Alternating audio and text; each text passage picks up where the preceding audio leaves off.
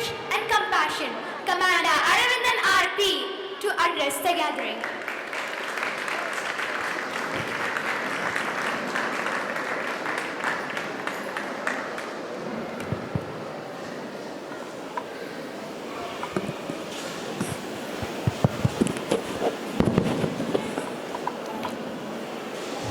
அனைவருக்கும் வணக்கம்.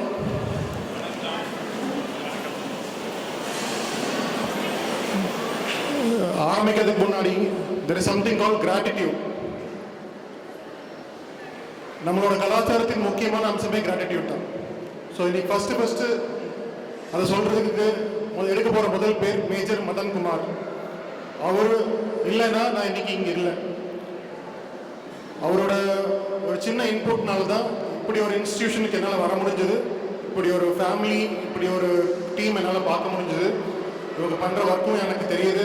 அண்ட் உங்கள் குழந்தைங்க இந்த ஸ்கூலில் படிக்கிறது எவ்வளோ ஒரு நல்ல விஷயன்றது எங்களுக்கு நல்லா புரியுது. ஸோ ஃபர்ஸ்ட் கட்டிட்டு அவங்களுக்கு. அடுத்தது நம்ம இதயம் குடும்பத்தினர். இதயம் போலவே எல்லார் மனசும் இவ்வளோ பறந்து விரிஞ்சிருக்கு. ஹாஸ்பிட்டாலிட்டியிலேருந்து அவங்களுக்கு டேக் கேர் பண்ணிக்கிற விதமாக இருக்கட்டும், இல்லை அவங்க ஸ்கூல் நடத்துகிற விதமாக இருக்கட்டும், ஐயாவிலேருந்து நான் ஒவ்வொருத்தர் பேரையும் எடுத்தேன்னா டைம் நிறைய ஆயிரும். அதனால் மொத்த குடும்பத்துக்கும் எனக்கு ஒரு பெரிய gratitude. Thank you for so much. இதில் முக்கியமான விஷயம் என்னன்னு சொன்னால், எனக்கு கொடுக்கப்பட்டிருக்க நேரம் 10 நிமிஷம். அதனால உங்கள் எல்லாத்துக்கிட்டையும் சின்சியராக ரிக்வெஸ்ட் பண்ணுறது, ஒரு 10 நிமிஷம் உங்கள் ஃபோனு கையில் இருந்ததுன்னா அதை ஆஃப் பண்ணிவிட்டு, இல்லை முடிஞ்சால் சைலண்ட் மோடில் போட்டு என்ன சொல்ல வரன்றதை மட்டும் கேட்டுக்கோங்க. இது முக்கியமாக ஒரு பேரண்ட்டுக்கும் நடக்கிற உரையாடல். ஒரு ஆஃபீஸர் சர்வ் பண்ணி என்னோட ஒரு சின்ன ரிக்வெஸ்டாகவும் வச்சுக்கலாம் நீங்கள். ஸோ ஒரு 10 நிமிஷம் அமைதியாக என்ன சொல்கிறேன் அப்படின்றத மட்டும் கூர்ந்து கேட்டுக்கோங்க. சில பேர்த்துக்கு இது ஒரு முக்கியமான விஷயமா இருக்கலாம், சில பேர்த்துக்கு வந்துட்டு இது ஒரு ஜஸ்ட் ஒரு இன்ஃபர்மேஷனாக கூட இருக்கலாம். ஸோ அதனால் நெக்ஸ்ட் 10 மினிட்ஸ் மட்டும் கொஞ்சம் கவனமாக இருக்கும். இன்னொரு முக்கியமான தேங்க்ஸ் சொல்ல வேண்டியது என்னோட ஒய்ஃப் கமாண்டர் ஸ்ரீவித்யா. அவங்க இல்லைன்னா நான் இன்னைக்கு செஞ்சுட்டு இருக்கிற வேலை என்னால் செய்ய முடியாது. எனக்கு கிட்டத்தட்ட ஒரு 3 ஸ்கூல்ஸ், ஒரு காலேஜ் ப்ளஸ் ஒரு பிஸ்னஸ், இது எல்லாத்தையும் என்னால் கெப்பாசிட்டிக்கு மீறி ரன் பண்ண முடியுதுன்னா அதுக்கு முக்கியமான காரணம் அவங்க. அடுத்தது என்னோட பேரண்ட்ஸ். அவங்க பர்மிஷன் கொடுக்கலன்னா என்னால் சர்வீஸ் போயிருக்கவும் முடியாது, இந்த சர்வீஸ் செஞ்சுருக்கவும் முடியாது. அதே மாதிரி என்னோட சர்வீஸ்க்கு ஒரு பெரிய கிராட்டிடியூட். நான் ஒரு ஸ்கூல் கட்டுவேனா இந்த மாதிரின்னு கேட்டால் எனக்கு தெரியாது. ஆனால் இப்படிப்பட்ட ஒரு நிறுவனத்தை நிறுவி இப்படிப்பட்ட ஒரு நல்ல ஸ்கூல் அமைச்சு கொடுத்துருக்கிற இவங்களால ஒருத்தரை தேர்ந்தெடுக்கணும்னு நினைக்கும் போது எங்களை மாதிரி ஒரு ஆஃபீஸரை கூப்பிட முடியுன்ற ஒரு வாய்ப்பு எங்களுக்கு கிடைச்சது. ஒன்று பேரண்ட்ஸோட பர்மிஷன், இன்னொன்று நேவியோட ஒரு க்ரூமிங் தான் சொல்லுவேன். டெஃபினெட்லி அவங்களுக்கு ஒரு பிக் தேங்க்யூ. அடுத்தது வந்து என்னோட மென்டர், இப்போ இருக்கிற மென்டர். அவர் என்ன சொல்லி என்ன டிரான்ஸ்ஃபர்மேஷனுக்கு ஒரு கொண்டு வந்தாரோ அதை சொல்லி நான் இங்கே ஆரம்பிக்கிறேன். there is something called law of universe. அதாவது இயற்கையின் விதின்னு சொல்லுவாங்க. law of universeல முதல் ஒரு முக்கியமான விஷயம் புரிஞ்சுக்க வேண்டியது நம்ம என்னன்னா, இந்த பிரபஞ்சத்துக்கு கொடுக்க மட்டும்தான் தெரியும். the universe can only give. அதனால நீங்க மனசில் நினைக்கிற தாட், நீங்க கடவுளை போய் வேண்டிக்கிற வேண்டுதல், இது எல்லாமே கண்டிப்பா நடக்கும். ஆனா நடக்கும்போது அதற்கான விளைவுகளையும் நீங்கள் சேர்த்து சந்திக்க வேண்டும் அப்படின்றது தான் வந்துட்டு அடிப்படையான ரூல். அதனால உங்க குழந்தைக்கோ இல்லை உங்களுக்கோ ஒரு விஷயம் நடக்கணும் அப்படின்னு நினைக்கிறது தப்பே கிடையாது. ஆனால் நினைக்கிற அந்த தாட்டை எவ்வளோ ஆழமாக நினைக்கணுமோ அப்படி நினைங்க. கண்டிப்பாக ஒரு நாள் அது நடைபெறும். இன்னைக்கு இந்த மேடையில் நிற்கிறதுக்கு காரணமும் அதுதான். 2 வருஷத்துக்கு முன்னாடி நான் சர்வீஸ்லேருந்து வெளியே வரும்போது என்னோட மனசில் பட்டது, முடிஞ்ச அளவுக்கு ஒரு வருஷத்தில் 200லேருந்து ஒரு 300 குழந்தைங்களை பார்க்கணும், அவங்க பேரண்ட்ஸ் கிட்ட பேசணும் அப்படின்றது தான் என்னோட தலையாய ஒரு எண்ணமாக இருந்தது. அந்த தாட்டு இன்னைக்கு இந்த மேடையில் நடக்குது அப்படின்னு நினைக்கும் போது இதை விட ஒரு பெட்டரான எக்ஸாம்பிள் இருக்க முடியாது. ஸோ உங்கள் சிந்தனையை ரொம்ப ஆழமாக போடுங்க, ஆணித்தனமாக நீங்கள் போடுங்க மனசில். கண்டிப்பாக அது வந்து ஒரு நல்ல விதமாக வெளியே வரும்ன்றது சொல்லிக்க விரும்புகிறேன். இன்னொன்று, எங்கள் கலரி மாஸ்டர் ஒன்று சொல்லுவார், ஆயுள் நம்ம கையில் கிடையாது, நாளைக்கு காலையில் எந்திரிப்போமான்றது தெரியாது, ஆனால் ஆரோக்கியம் நம்ம கையில் இருக்கு. இன்னைக்கு இருக்கிற யங்கர் ஜெனரேஷனுக்கு மிக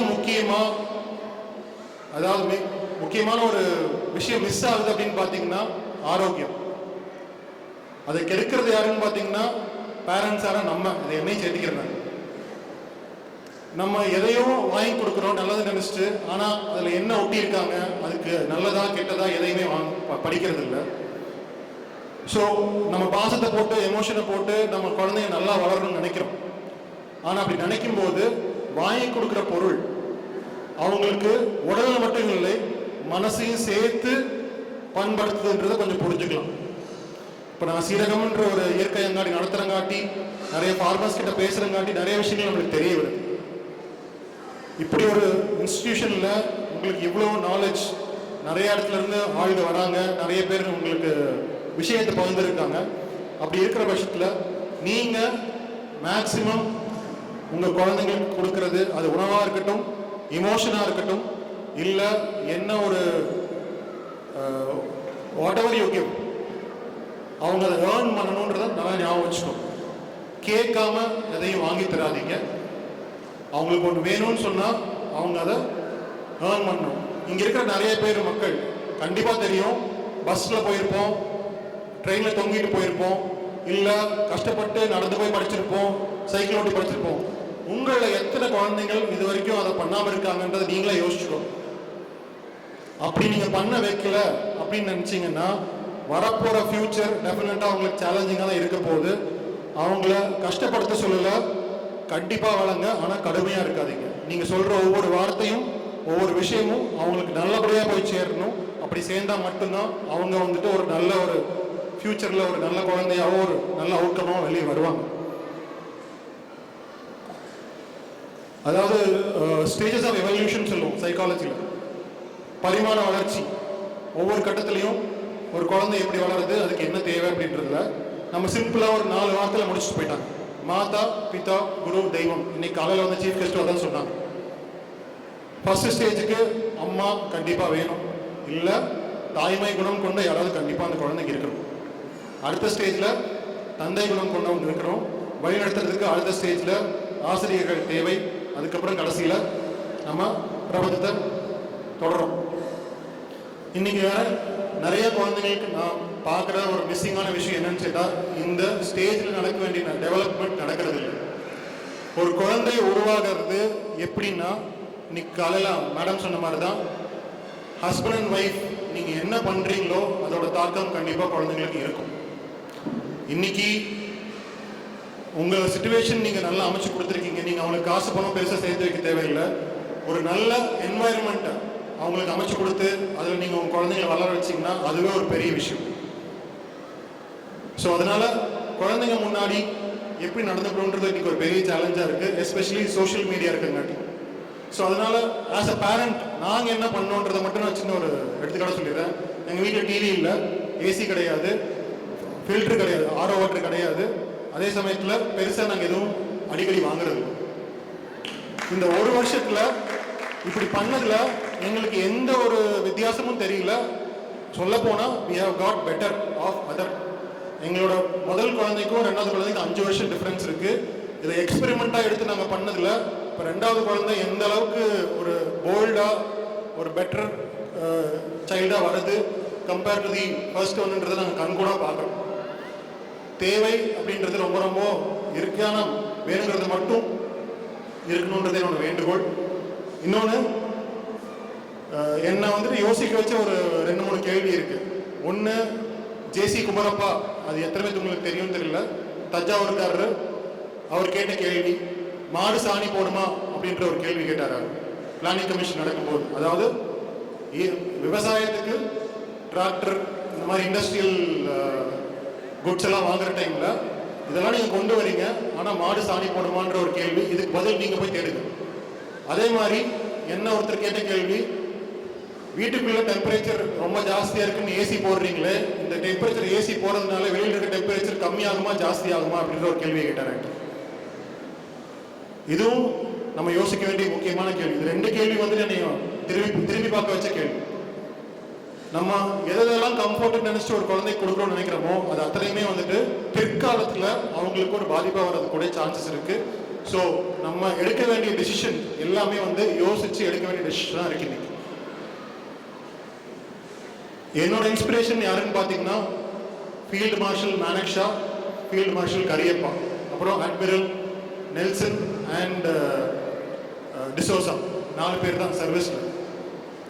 இவங்க டாப் மிலிட்ரி ஜெனரல்ஸ். ஆனால் இவங்களுக்கான ஒரு எதிர்மறை குணம் ஒன்று இருக்கு. ஃபீல்ட் மார்ஷல் மானக்ஷா அவரோட சர்வீஸில் கிட்டத்தட்ட 40 வருஷம் சர்வீஸில் ஒரு தடவை கூட ஒருத்தரை கூட பனிஷ் பண்ணது கிடையாது, தண்டனைன்றது கொடுத்தது கிடையாது. அப்படிப்பட்ட ஒருத்தர் ஒரு இராணுவத்தையே நடத்தியிருக்காருன்னா அவரோட ஆளுமை தன்மை என்னன்றதை நம்ம புரிஞ்சுக்கணும். இதை சொல்றது ஏன் அப்படின்னு சொன்னா, பெற்றோர்களான நம்ம இவங்களை பத்தி வீட்டில் பேசுறது இல்லை. நம்ம வீட்டில் இந்த மாதிரியான மக்களை பத்தி பேசலன்னு சொன்னா நாளைக்கு குழந்தைங்களும் அந்த மாதிரியான மக்களை பத்தி நினைக்கவும் மாட்டாங்க, அவங்கள பத்தி படிக்கவும் மாட்டாங்க, அவங்களோட குணாதிசயங்கள் தெரியவும் தெரியாது. அஜித், விஜய் இவங்கெல்லாம் இருக்காங்க, அவங்களாம் பொழுதுபோக்கு. பட் பெற்றோர்கள் பேச பேச பேச பேச தான் நீங்களும் மாறுவீங்க, நம்ம மாறணும், நம்ம குழந்தைங்களும் மாறும். அதனால இந்த மாதிரியான விஷயங்கள் தயவுசெய்து பேச ஆரம்பிங்க. இன்னொன்று, கரியப்பா பற்றி ஏன் சொல்கிறேன்னு சொன்னால், நம்மளோட இந்தோ பாகிஸ்தான் வார் நடக்கும்போது அவரோட பையன் ஸ்குவாட்ரன் லீடராக இருக்காரு. அவர் எடுத்துகிட்டு போகிற விமானம் சுட்டு வீழ்த்தப்படுது. அவரை வந்து பிணை கைதியாக வச்சுருக்காங்க பாகிஸ்தானில். அப்போது கரியப்பாவோட கூட பிரிட்டிஷ் டைமில் வேலை பார்த்தவர் வந்து ஆயுப் கான், ஜெனரல் ஆயுப் கான், அவங்களோட ஜெனரல் பாகிஸ்தான். அங்கேருந்து கால் பண்ணுறாரு கரியப்பாக்கு, இந்த மாதிரி உன் பையன் பிணை கைதியாக இருக்கான், நீ வந்துட்டு ஒன்றும் இல்லை, எங்களோட 10 ஆளுகளை விட்டுரு, நான் உன் பையனை விட்டுறேன் அப்படின்னு ஒரு ஃபோன் கால் வருது. கரியப்பா சொன்ன ஒரே ஒரு வார்த்தை, he is not my son anymore, he is the son of the nation. Either you release all the prisoners or you don't leave him. இவன் என்னுடைய மகன் அல்ல, மண்ணின் மைந்தன், நீ விட வைக்கணும்னு நினைச்சுன்னா அங்க இருக்கிற எல்லா பிணை கைதிகளையும் விடுவை, இல்லாட்டி ஒருத்தர் கூட விடாத அப்படின்னு சொல்றாரு. இந்த மாதிரியான ஆட்கள் இவங்க சொன்ன விஷயங்கள் நமக்கு பெருசா பெரிய அளவில் வந்து சேரல. அப்படி சேர்ந்துருச்சுன்னு சொன்னா நான் இங்க நிக்க வேண்டிய அவசியம் இல்லைன்றதை நான் திருப்பி ஆணித்தரமா சொல்றேன். எங்களை மாதிரியான ஆட்களை ஐடென்டிஃபை பண்ணி இந்த மாதிரியான ஆர்கனைசேஷன்ஸ் கொண்டு வரும்போது உங்க கூட இன்ட்ராக்ட் பண்றதுக்கு எனக்கு ஒரு வாய்ப்பு கிடைக்குது. அதனால இந்த விஷயங்கள் சொல்றேன். ஸோ இங்க இருக்கிற ஒரு 200 பேர் இருக்கீங்கன்னு சொன்னா அட்லீஸ்ட் இதுல ஒரு 30-40 பேர் உங்க வீட்டில் இந்த மாதிரியான விஷயங்கள் பேச பேச உங்க குழந்தைங்களோட மனசு மாறும். அப்படி மாறினாதான் இன்னைக்கு நம்ம ஸ்டோரி ஆஃப் இந்தியான்னு எழுதுறோம் இல்லையா, நாளைக்கு இன்னொரு பஹல்காமும் நடக்காம இருக்கணும்னா நம்ம இதை பண்ணி தான் ஆகணும் நம்ம வீட்டில். So parents are going to be the key thing for tomorrow's future, not the children. ஒரு 40 வருஷமா நம்ம எதுவுமே கேள்வி காக்காம எல்லாத்தையும் வெள்ளைக்காரன் சொல்றதையும் நம்பிட்டோம், பக்கத்து ஊருக்காரனே சொல்றதையும் நம்பிட்டோம், எல்லாத்தையும் நம்பிட்டோம். இனிமேல் அவங்க கேட்க கேள்விக்கு நம்ம பதில் சொல்லி ஆகணும். ஆனால் ரெஸ்பான்சிபிளா பதில் சொல்லணும். அதனால நம்ம படிக்க வேண்டிய அவசியம் இருக்கு. அதே சமயம் அவங்களுக்கு புரிய வைக்க வேண்டிய அவசியம் இருக்கு. இன்னைக்கு நம்ம திட்டி ஒரு குழந்தைக்கு எதையும் புரிய வைக்க முடியாது. நம்ம அவங்கள புரிய வைக்கணும்னு சொன்னா அவங்க வழியில போய் அவங்கள புரிய அவேர்னஸ் அப்படின்றத கிரியேட் பண்ணணும். அதை கிரியேட் பண்ணா மட்டும்தான் அவங்க ஒரு நல்ல ஜெனரேஷனா நாளைக்கு வெளியே வருவாங்க. இன்னொரு சர்வீசஸ் செலெக்ஷன் போர்டு அப்படின்றது ராணுவத்தில் சேர்றதுக்கான ஒரு முக்கியமான ஒரு தகுதி. இதுல பார்க்கறது என்னன்னு சொல்லி பார்த்தீங்கன்னா 15 அம்ச குவாலிட்டி. அதாவது ஒரு பையனோ ஒரு பொண்ணோ தகுதி தேர்வுக்கு வரும்போது, செலெக்ஷனுக்கு வரும்போது 15 OLQs சொல்றோம், 15 ஆஃபீஸர் லைக் குவாலிட்டிஸ். இது மட்டும்தான் நாங்கள் பார்க்குறோம். மற்றபடி அவங்க என்ன பேக்ரவுண்டு, என்ன ரிசர்வேஷன், என்ன காஸ்ட்டு, இல்லை என்ன படிச்சிருக்காங்க, மினிமம் மார்க்ஸ் தவிர எதுவும் பார்க்கறது இல்லை. இதுக்கு பெரிய தடையாக இருக்கிறது எதுன்னு பார்த்தீங்கன்னா பேரண்ட்ஸு ராணுவம் ஒரு ஆபத்தான ஒரு வேலைன்னு சொல்றதை விட ஆபத்தான ஒரு சர்வீஸ் நினைச்சிட்டு அனுப்ப மாட்டேங்கிறீங்க. இன்னைக்கு தேதியில இருக்கிறதுலேயே கம்மி casualty rate compared to civil accidents பார்த்தீங்கன்னா ராணுவத்தில் மட்டும்தான் இருக்கு. ராணுவம் உங்களை மட்டும் தயார்படுத்துவதில்லை, உங்கள் மகனையோ மகளையோ நாட்டையும் காக்க தயார்படுத்துகிறதுன்றதை தயவுசெய்து நினைச்சுக்கோங்க. ஒரு நாட்டோட பொறுப்பையும் அவங்க கையில கொடுக்குறாங்க. அப்படி இருக்கும்போது நம்ம பேரண்ட்ஸ் தயங்கக்கூடாது. அதனாலதான் நானும் என் ஒய்ஃபும் என்ன டிசைட் பண்ணியிருக்கோம்னா, எங்க 2 குழந்தைங்கள்ல ஒருத்தரையாவது ராணுவத்துக்கு கண்டிப்பா அனுப்பணும் அப்படின்ற ஒரு முடிவை நாங்கள் எடுத்துருக்கோம். முயற்சி கண்டிப்பாக என்னோட சைடில் இருந்து இருக்கும். போகிறதும் போகாததும் அவங்களோட திறமையை பொறுத்திருக்கு. ஆனால் முயற்சி கண்டிப்பாக நீங்கள் எடுக்கணுன்றது இந்த சபையில் உங்கள் எல்லா பேரண்ட்ஸுக்கும் கொடுக்குற வேண்டுகோள். இதில் முக்கியமான விஷயம் என்னென்னா, இந்த தகுதி தேர்வு எப்படி பண்ணணுன்றது அது தேர்ச்சி பெற்றிருக்கேன். ஸ்கூல்கிட்டையும் நான் வந்துட்டு மேனேஜ்மெண்ட்டு சொல்லியிருக்கேன். என்ன மாதிரியான ஹெல்ப் வேணும்னாலும் என்னோட சைட்ல இருந்து கண்டிப்பாக கொடுக்கப்படும். ஆர்வம் மட்டுமே எனக்கு உங்கள் சைட்ல இருந்து தேவையை ஒழிய மற்றபடி எல்லாத்தையும் அவங்க சப்போர்ட் செஞ்சு தரேன்னு இருக்காங்க.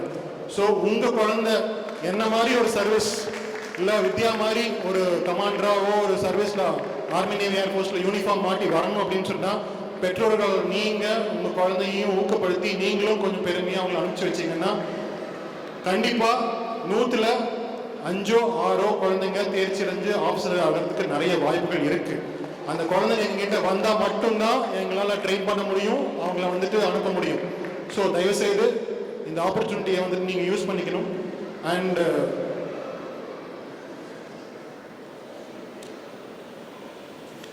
சைக்கலாஜிக்கல் வார் அப்படின்னு ஒன்று இருக்கு. இன்னைக்கு நாட்டை வெல்லணும்னு சொன்னால் நமக்கு வந்துட்டு போர் தேவையில்லை, ஆப்ரேஷன் சிந்தூரம் தள்ளி வச்சிருவோம். அதை தவிர இன்னைக்கு நம்ம போராடிட்டு இருக்கிற சம்திங் கால் சைக்கலாஜிக்கல் வார். ஐயா சொன்னார் கிட்டத்தட்ட 1000 மெசேஜ் அவரோட வாட்ஸ்அப்பில் இருக்குன்னு சொல்லிட்டு.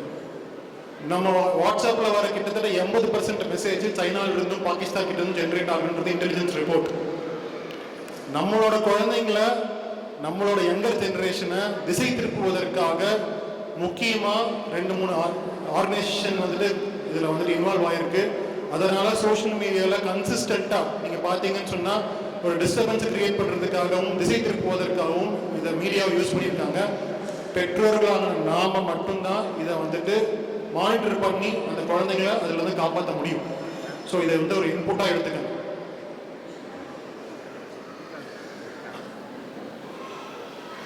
சரி, என்னால் என் குழந்தைங்களை வந்துட்டு பெருசாக இராணுவத்துக்கு அனுப்ப முடியல, ஃபிசிக்கல் இஷ்யூஸ் இருக்குது, ஏதோ ஒரு இஷ்யூஸ் இருக்குது, எனக்கு பயமாக இருக்குது அப்படின்னா பரவாயில்ல, அனுப்பலனாலும் பரவாயில்ல. 2 பேர்த்த நம்ம கண்டிப்பாக மதிச்சே ஆகணும். ஒன்று ஃபார்மர், 2வது நாட்டை காப்பாற்றுறவங்க.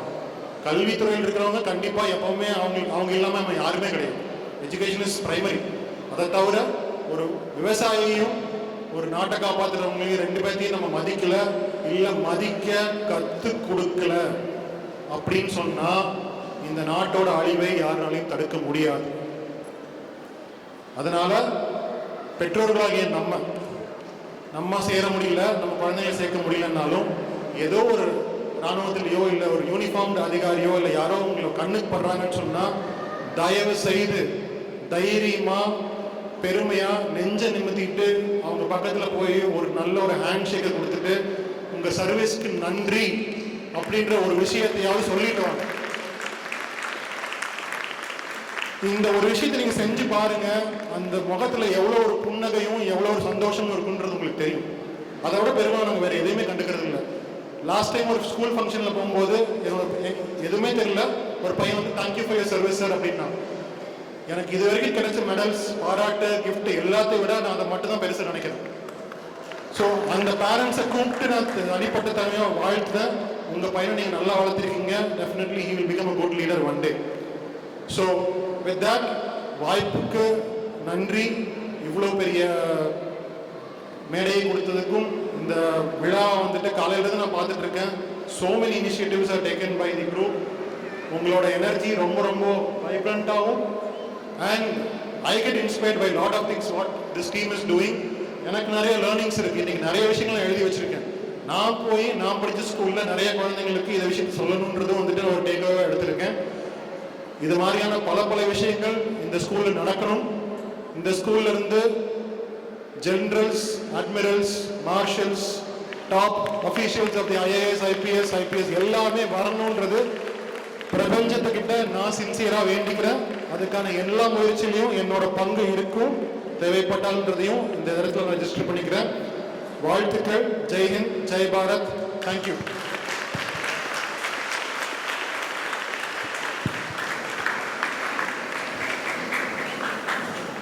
Sir, you made an indelible mark in our minds and hearts. We humbly request all the dignitaries to be seated in front of the stage.